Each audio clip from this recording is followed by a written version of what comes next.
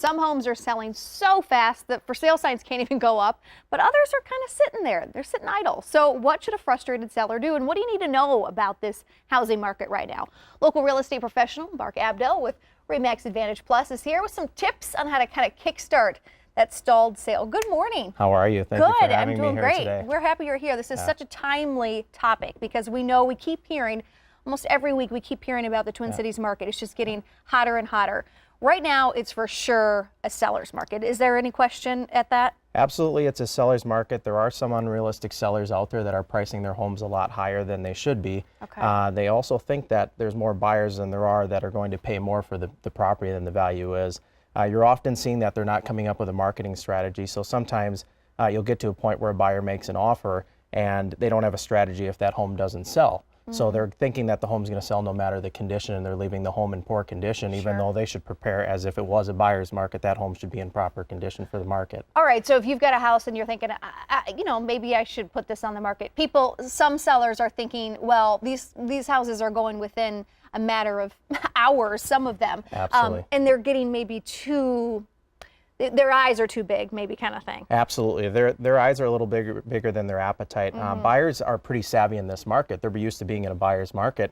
So oftentimes they're doing their research and they don't want to overpay, especially for a product type that's not suffice for what they're looking for. So if they walk into a property and it's outdated and it's got brass fixtures, the appliances are outdated, the carpet is dirty, it doesn't have fresh paint, they're going to want to walk away and say, I'm not going to pay a premium unless this product type is what I'm looking for. So what are some of the big mistakes that sellers at this point, what sellers are doing right now that maybe it's not making their home as desirable as it could be? The number one thing that they're doing wrong is they're not looking at the comparables that have sold in the area. So they're not looking at the properties that have recently sold that are similar to theirs. They're taking the highest priced house that has sold and they're wanting to list 10 or 20% higher, but the data doesn't support that value. So buyers are either walking away from that property or going to find a different property, and then in turn you'll see that property will sit on the market for a long period of time. So they're struggling to sell that home. What are some maybe quick fixes? Because also you don't want to do too much because you don't want to invest too much in your home if you're going to sell it, and also you want to get in on this prime time. So what are some simple things that sellers could do right now to improve their The biggest thing is you can walk in there, you can declutter the home, depersonalize it, make sure that people can visualize the space because they want to see their stuff in that property, right?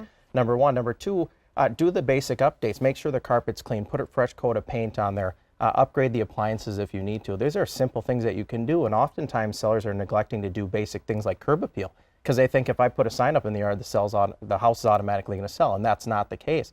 I mean, this is psychology. As soon as you pull up to the property, 50% of the people are making up their mind right when they pull up to the property. If they think that the outside of the property doesn't look good, they're not going to want to go on the inside. So that's a reflection of the quality of the property. So easy things. This is an expensive fix. We can do fresh mulch, flowers, tar the driveway. Simple fixes like that can really help get a buyer in the right mood before they go in the front door. You know, our viewers know I've gone through this process. We just moved into a house recently, but I would agree with you. We saw a lot of homes where you could tell they were pricing it just because they knew there were a lot of people who wanted to buy and there wasn't a huge inventory. And you'd say, there's no way this house is going to go for X amount of money. I understand that concept that people think, well, it's a seller's market, so I can just plop anything out there. Right, and for the most part, you're going to see that those homes are going to end up sitting on the market for a period of time, and the only way to overcome that is lowering the price to fit what the true market value is of that property. A willing buyer will pay for what it's worth, and a seller will sell for what the value is. Do you find that you're seeing a lot of people who were maybe kind of on the fence of maybe it's time to sell, or they've been thinking about it over the last couple of years, and now they're thinking, okay, now is the time? This is the best time since 2008 to sell your property. If you want to get the most money that you can and have the least competition, you're going to get the best bang for your buck on the sell side. But don't neglect doing the necessary repairs. When you go to list your home, act as if you're in a buyer's market to prepare your house to make sure it's in the best condition you can. That'll ensure a premium on your property. How do you deal with it though? Okay, so yes, okay, I can sell my house, but now I've got to find a house to move into. There's kind of that catch-22.